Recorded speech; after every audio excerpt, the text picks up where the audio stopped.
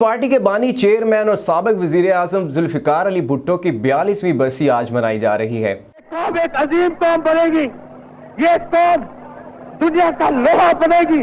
कबूल है आपको, इस कौम को दुनिया का लोहा बना के करेंगे। इक़्तिदार के कई अहम ओहदों पर रहने वाले जुल्फ़िकार अली भुट्टो का शुमार पाकिस्तान के मकबूल तरीन वज़ीर-ए-आज़म और सियासतदानों में होता है। जुल्फ़िकार अली भुट्टो 5 जनवरी 1928 को लाड़काना में पैदा हुए।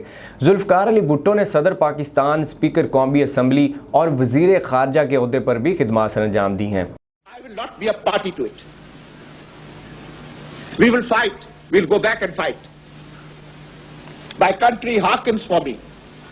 Why should I waste my time here in the Security Council?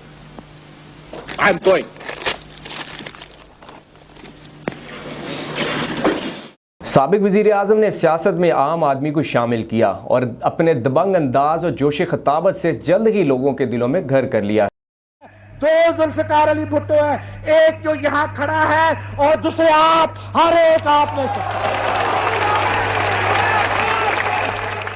Zulfikar Ali Bhutto की 42वीं बरसी के मौका पर नोडेरो हाउस के हेलीपैड पर मुख्तसर तकरीब हुई, जबकि तकरीब से पाकिस्तान पीपल्स पार्टी के चेयरमैन बिलावल भुट्टो ज़रदारी ने खिताब किया।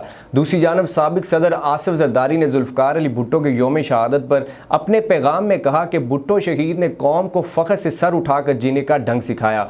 भुट्टो ने दुनिया को बताया कि लीडर मौत को शान से कबूल करता है और असूलों पर समझौता नहीं करता। आसिफ अली ज़रदारी का मजीद कहना है कि पीपल्स पार्टी की हुकूमत ने 18वीं आइनी तरमीम के ज़रिए शहीद भुट्टो के वादे की तकमील की।